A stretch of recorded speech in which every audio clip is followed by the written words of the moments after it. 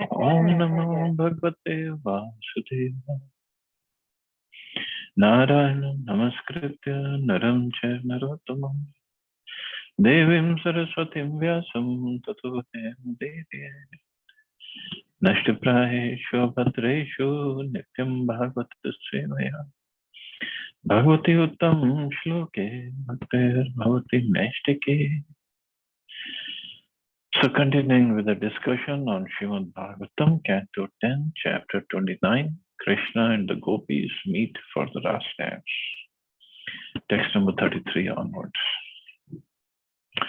Kurvanti hi tvai ratim kushla swa atman nitya priye pati sutati bhir arti dah kim tanna prasid parameshwara masma chindya asham dhritam tvai chiradra vindanetra. So gopis are giving their arguments to Krishna.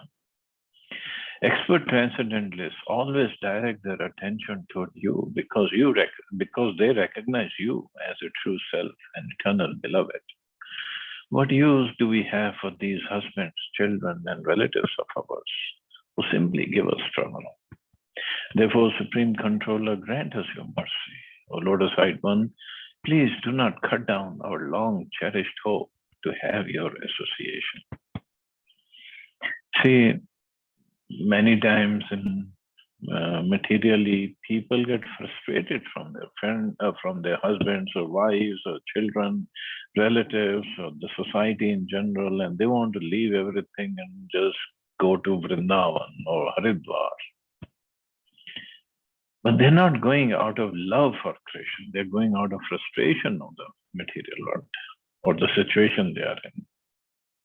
And many times it happens that once they are there, then because the desires are not gone yet, then they develop some relationship over there in Haridwar, Vrindavan, or any other place.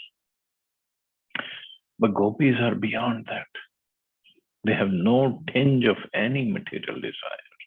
And they're not frustrated from their husbands or children or relatives.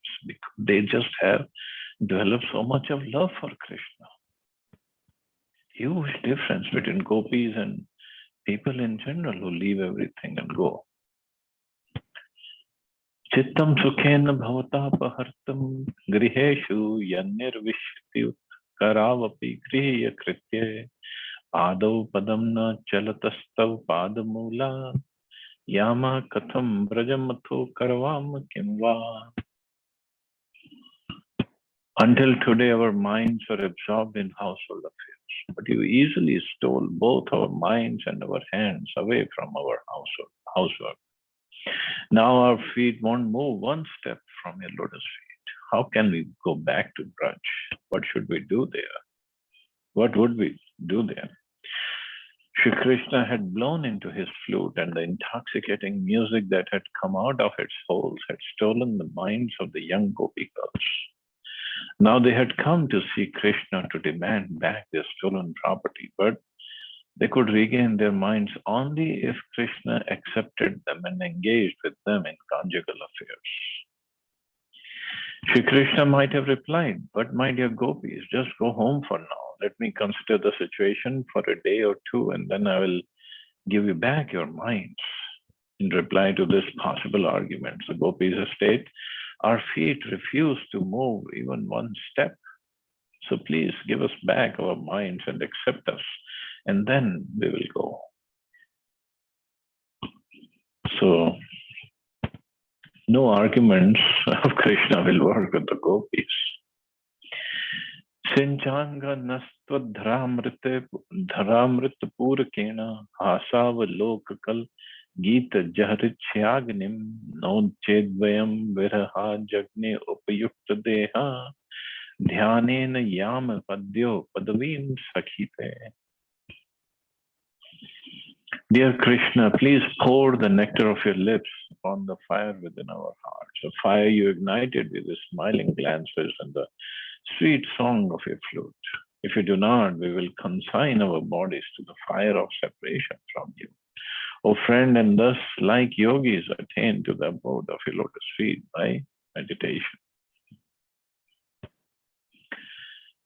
Yarhi ambujaksha tava pad talam ramaya dattakshanam kvachid arani ajan priyasya prakshma tat pribhrati nanya samaksham ajahnya स्थातुं त्वयाभिरमिता बत parayamaha. O lotus-eyed one, the goddess of fortune considers it a festive occasion whenever she touches the soles of your lotus feet. You're very dear to the residents of the forest, and therefore we'll also touch those lotus feet.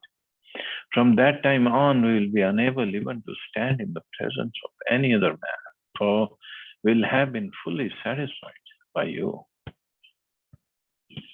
Shririyat padambuja jash chakrame tulasya labdhavapi vakshasi padam kil bhritya ajushtam yasya svavikshan utani asura prayasasas tadvad vayam chatav pad rajaha prapannaha.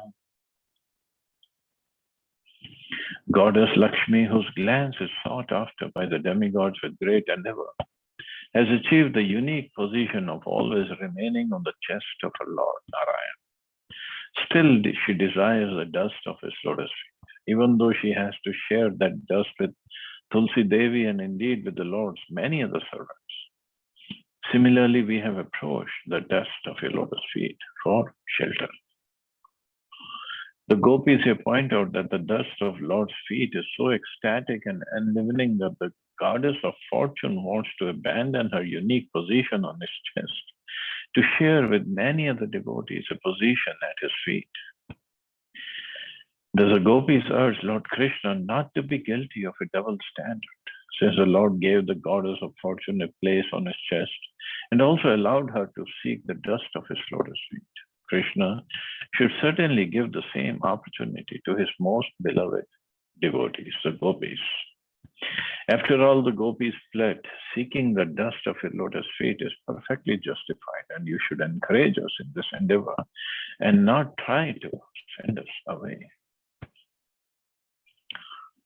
So, Goddess Lakshmi, although she got the permanent position at the chest of the Lord, but if we look at Lakshmi Narayan, she's always massaging the lotus feet of the Lord because she wants the position at the lotus feet of the Lord. And all the devotees, they just want to remain at the lotus feet of the Lord.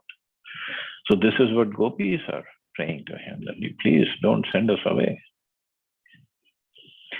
Tanna prasid vraji nardante angri moolam prapta visrijya vasatistva tad upasanasha tvata sundara smita nirikshana tivra kama taptatmanam purush bhushana dehi dasyam.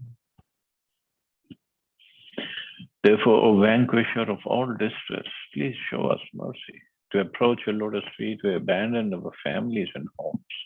And we have no desire other than to serve you. Our hearts are burning with intense desires generated by your beautiful smiling glances. O jewel among men, please make us your maid servants. When Shri Krishna was born, the sage Garga predicted that he would manifest all the opulences of the Supreme Lord Narayan. The gopis now appeal to the Lord to fulfill this prediction by being merciful and granting him direct service, just as Lord Narayan always awards direct service to his loving devotees. The gopis emphasize that they did not give up their families and homes with the hope of securing a higher pleasure from Krishna. They are simply begging for service, revealing their pure-hearted devotion. The gopis think, if in the course of your pursuing your happiness, we somehow or other become happy by seeing your face, what's the harm in that? See the position of gopis. What do they want? They just want to serve Krishna and just want to please Krishna with their service.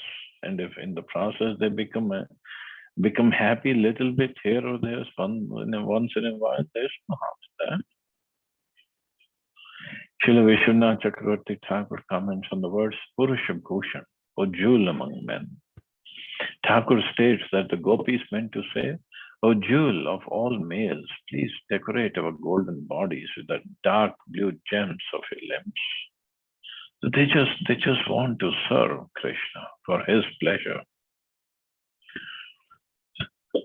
Of course, if we are not properly understanding or properly situated, we might take it up as, oh, some teenage girls and boys are talking like this. But no, it's a supreme Lord and his supreme lovers, completely in the spiritual platform.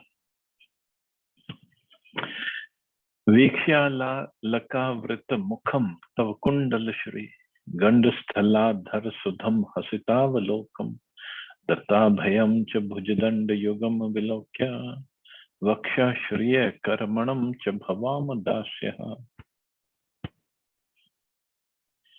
Seeing your face encircled by curling locks of hair, your cheeks beautified by earrings, your lips full of nectar, and your smiling glance, and also seeing your two imposing arms which take away our fear, and your chest, which is the only source of pleasure for the goddess of fortune, we must become your maidservants. Srila Vishwanath Chakravarti Thakur envisions the gopis' dealings with Krishna as follows. Krishna says, okay, you want to become my servant, so do I have to buy you with some payment, or are you giving yourselves freely?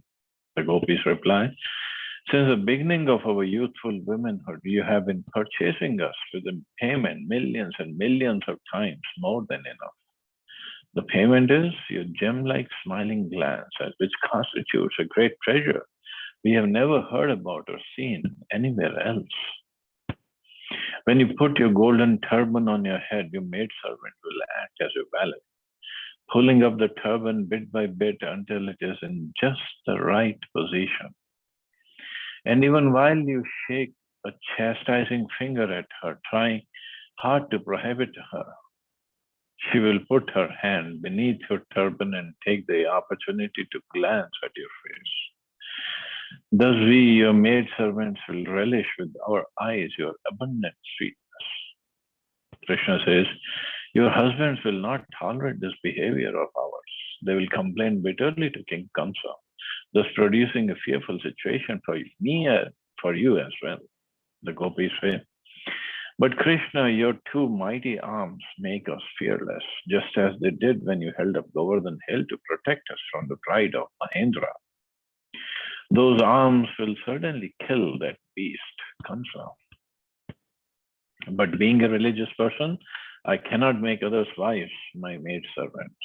So gopis would say, oh dear crest jewel of religious personalities, you may say that you refuse to make the cowherd wives your maidservants.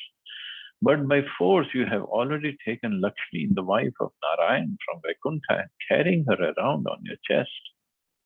Out of shame, she has assumed the form of a golden lion on your chest, and she takes her only pleasure over there. Besides, within all the 14 worlds and even above these worlds in Vaikuntha Loka, beyond this universe, you never reject any beautiful woman, no matter who she is or whom she belongs to. We know this quite well. So, no argument of Krishna is working here in front of gopis. Kastriyanga te kalpadayat venu gita sammohitaya charitana chalet trilokyam trilokya sobha gam idam cha niriksha rupam yad god vijdruma mrigaha pulakanya vibran. Dear Krishna, what women in all the three worlds wouldn't deviate from religious behavior when bewildered by the sweet drawn-out melody of your flute? Your beauty makes all three worlds auspicious. Indeed, even the cows, birds, trees, and deer manifest ecstatic symptom of bodily hair standing on end when they see your beautiful form. So these four qualities of Krishna that makes him separate or better than even the Narayan features, One is his flute playing. Second is Rupa Madhuri. That is very sweet. His beauty is very sweet. His flute playing is very sweet. His pastimes are very sweet. Leela Madhuri and Prem Madhuri. His dealing with his devotees, especially the gopis, is very, very sweet. No other Narayan form or Vishnu form does all this. Only Krishna does that. Vyaktam bhavan braj bhayarti haro abhijato devo yathadi purusha surlok gopta tanno didnehi kar pankajamart bandho taptastaneshu cha shirasu chakinkarinam. Clearly, you have taken birth in this world to relieve the fear and distress of the people of Raj. Just as the Supreme Personality of Godhead, the primeval Lord, protects the domain of the demigods. Therefore, O friend of the distressed, kindly place your lotus hand on your maidservant's head and burning breasts. Shri Shukavacha, Iti Viklavitam Tasam Shrutva Yogeshwareshwaraha Prahasya Sadayam Gopir Atma Ramo Apiriramat.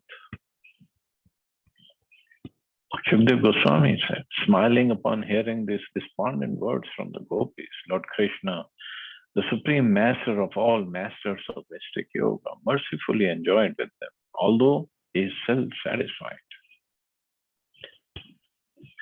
Tabhi sametabhi rudara chestitaha priyekshano tu full mukhi rabhir achyutaha udara hasad vijukunda dhatir vyarochatananga ivodu bhir vrataha. Among the assembled gopis, the infallible Lord Krishna appeared just like the moon surrounded by stars. He whose activities are so magnanimous made their faces blossom with his affectionate glances, and his broad smiles revealed the effulgence of his jasmine, bird-like teeth. The word Achyuta here indicates the Lord Krishna did not fail to give pleasure to each and every gopi in this nocturnal assembly. Upagiya mana udgayan vanita shatayuthapa malam vivrajaya vyajayantim vyacharan mandayan vanam.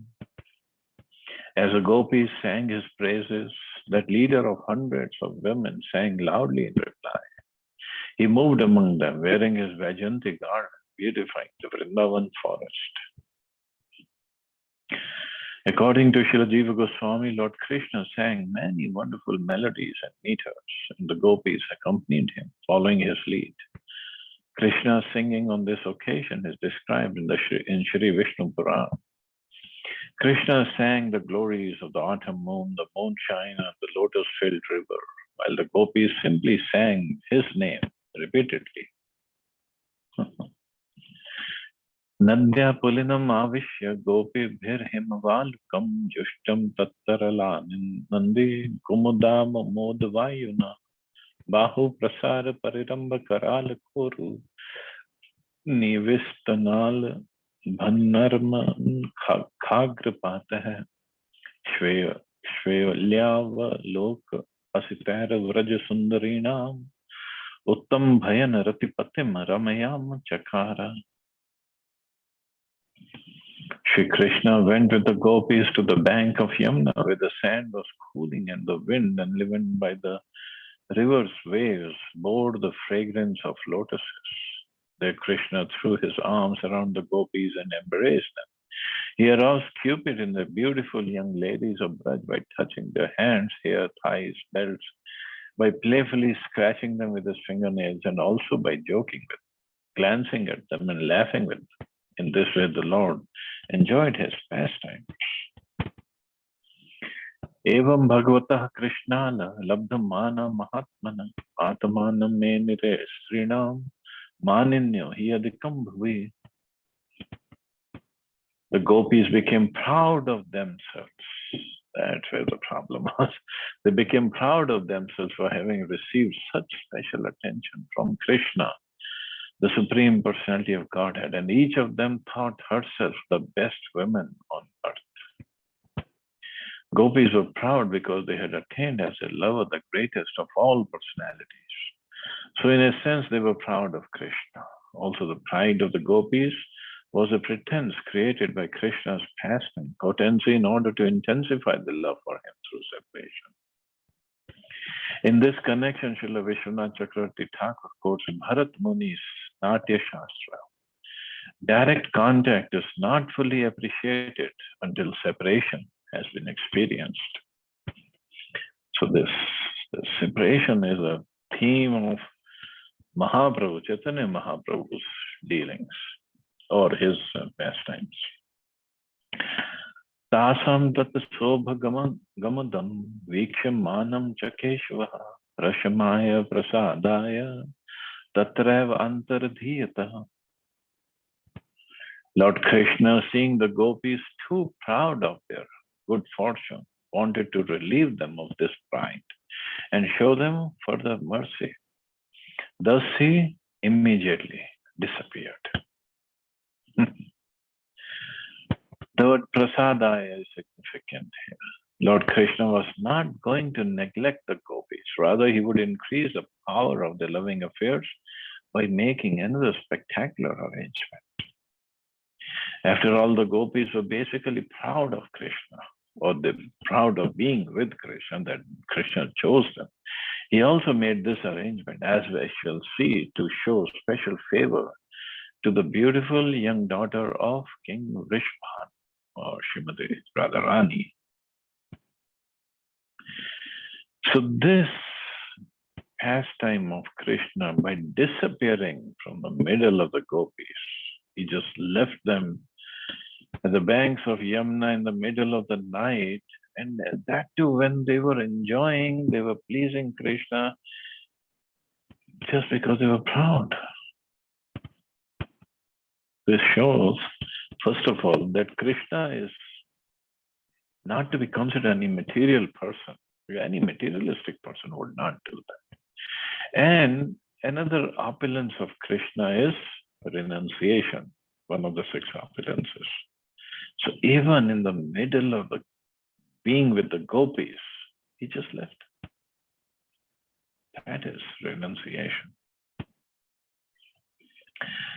Even Bhishma Deva said that people say, I am more renounced because I never got married and I took a vow of being a brahmachari for life. But he said, I took a vow, I stayed away from ladies so I could carry on with my vow. But real brahmachari is Krishna, even being in the middle of the gopis, and beautiful gopis. Gopis are not just ordinary women, the beautiful, most beautiful women in the creation. And he could be in the middle of them and still he could be not attached. He is real brahmachari. So thus ends the purpose to 10th canto, 29th chapter of Bhagavatam, entitled Krishna and the Gopis Meet for the Rasa Dance. So tomorrow we can start the next chapter, chapter 30, the Gopis Search for Krishna. So we'll stop here. See anybody has any questions or comments?